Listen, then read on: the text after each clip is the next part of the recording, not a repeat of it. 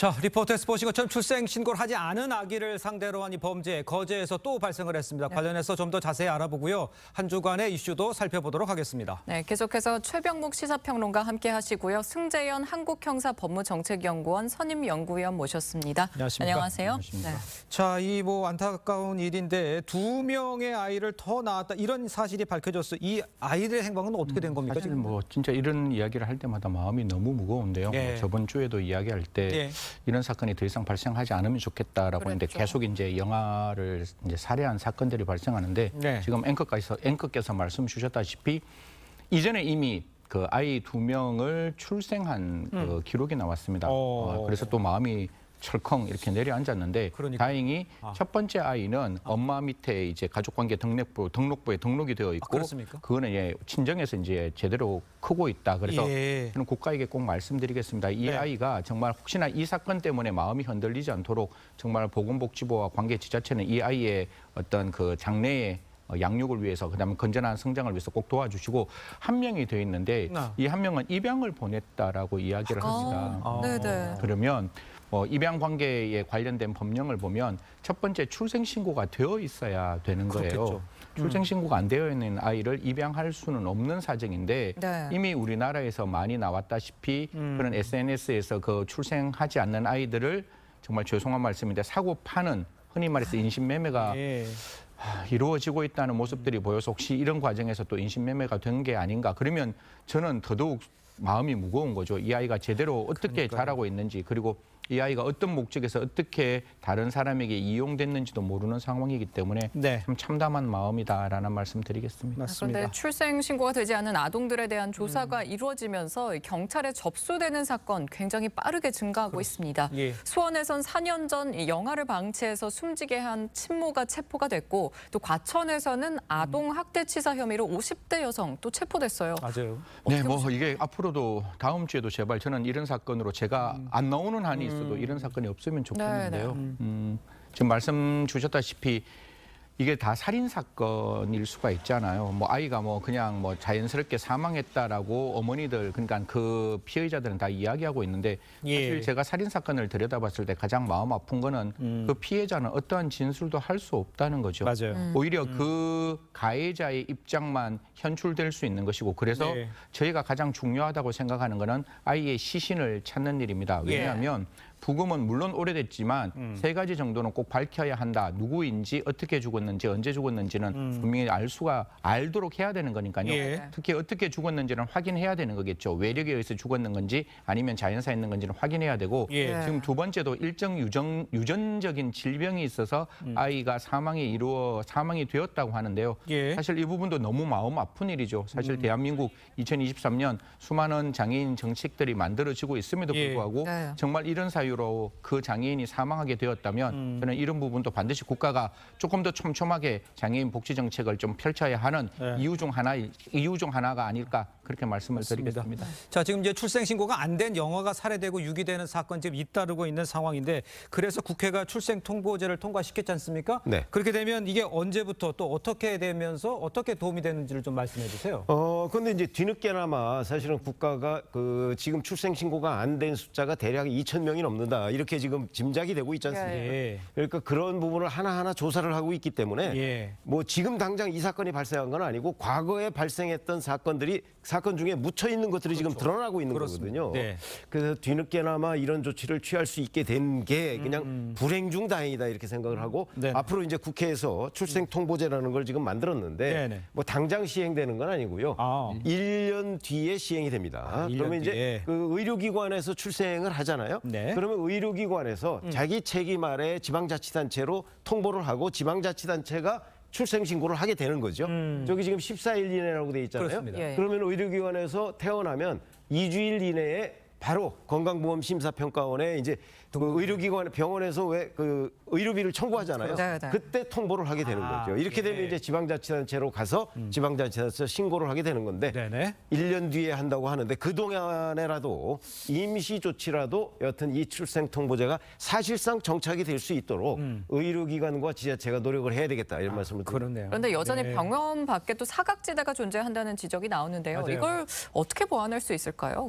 두 가지 방법 방법 정도가 있겠죠. 방금 최 의원님이 말씀 주셨다시피 저희 같은 사람은 법이 통과되기 전에 당장 우리가 할 수 있는 일을 찾아야 되는 형사정책을 만들어가는 사람이니까요.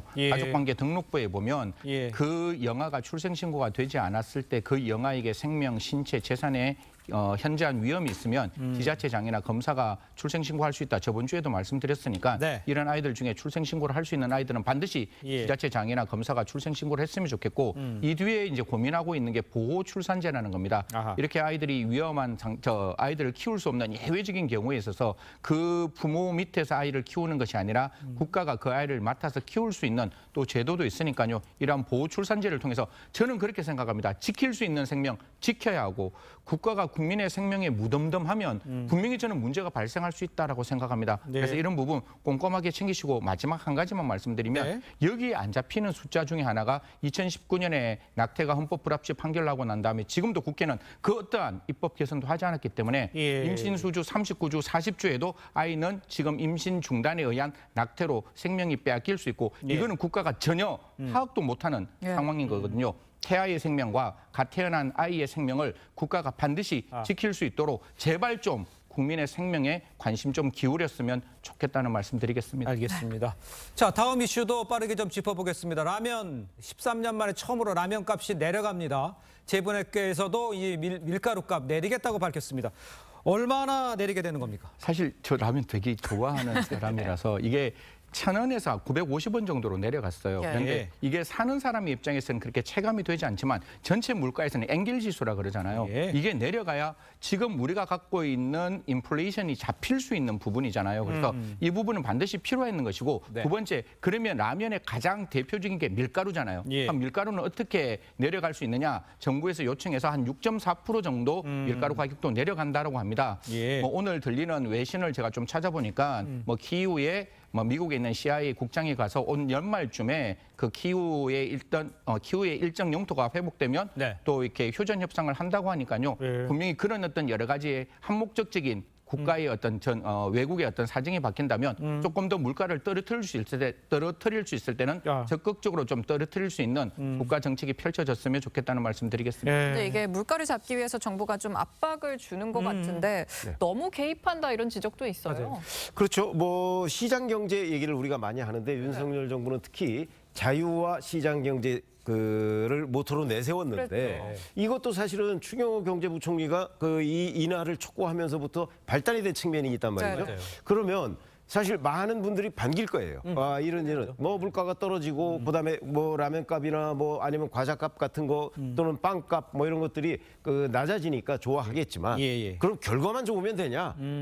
과정도 민주주의에서는 대단히 중요하다 이런 관점에서 본다면 이 과정도 좀 보다 더 자유스럽게 했으면 예를 들어서 이거를 좀 시간을 가지고 정책적으로 유도할 수 있는 방법도 있거든요. 이거는 지금 마치 무슨 팔목 비틀기식의 느낌을 많이 준단 말이죠. 그러니까 결과도 좋아야 되겠지만 당연히 과정도 정부에서 자연스럽게 정책적으로 유도할 수 있는 방안은 없었을까? 이런 걸 재정당국이 좀 고민해줬으면 좋겠다. 이런 말씀을 드립니다. 방금 지적도 해주셨습니다. 일단 시민들의 반응은 내려가니까 뭐 반응이 좋은 상황이라고 봐야 됩니다. 뭐 기본적으로 이렇게 체감할 수는 많이 없겠죠. 우리 앵커께서도 1,000원짜리 라면 950원 내려갔다고 해서 너무 싸졌어요. 뭐 이런 느낌은 안 드는데 제가 거듭 말씀드리지만 지금 우리나라에서 최악의 인플레이션은 가장 제가 이야기했다시피 최악질적인 세금이거든요. 우리의 월급은 정해져 있는데 그게 물가가 20%, 뭐 10%, 뭐 15% 올라가면 그 15%는 없어지는 거고 지금 당장 저도 국가가 좀 자유와 상생을 위해서 하는 것도 좋은데 당장 물가를 잡고 우리의 서민의 이자를 낮추기 위해서는 이런 엔겔지수 가장 물가에 영향을 미치는 엔겔지수가 좀 떨어질 필요가 있기 때문에 이런 부분에 대해서는 좀 적극적으로 이야기를 했는 듯합니다. 저는 여러 가지로 국가가 할 수 있는 일 좀 적극적으로 해서 제발 서민들이 가지고 있는 그 이자 부담 좀 국가가 좀 낮추어졌으면 인플레이션이 잡히면 더 이상 이자를 올리지 않을 거거든요. 올린 이자 내릴 수도 있으니까요. 그런 부분 조금만 정성스럽게 들여다봐 주셨으면 좋겠습니다. 알겠습니다. 다음 이슈도 짚어보죠. 축구 국가대표 황의조 선수의 사생활 논란 계속해서 커지고 있습니다. 앞서 한 SNS 이용자가 자신을 황의조 선수의 전 연인이라고 주장을 하면서 사생활을 폭로했는데 이거 어떻게 되고 있습니까? 글쎄요. 황의조 선수의 법률 담당 뭐 쪽에서 입장문이라는 걸 결론을 내놨는데 이제 사실무근 뭐 이렇게 얘기하고요. 예. 그다음에 황의조 선수가 지금 전 연인이라고 하는 그 여성을 모른다고 얘기를 했습니다. 네. 모르는 여성이다. 그러면 그 여성은 자기가 황의조 선수의 전 연인이라고 주장을 했는데 예. 모르는 사람이라는 거거든요. 그러면 이제 이게 사실관계를 하나씩 따져야 되는 측면으로 넘어가야 하고 예. 그다음에 그 영상에서 불법이 없다고 얘기를 했습니다. 그렇습니다. 그러면 지금 명확한 거는 그 영상에 황의조 선수가 나오고 예. 그다음에 여성이 여러 명 등장하는 것으로 보여요. 그런데 불법이 없다고 한다면 뭐 동의하에 촬영한 것이냐 뭐 그런 얘기가 되잖아요. 예.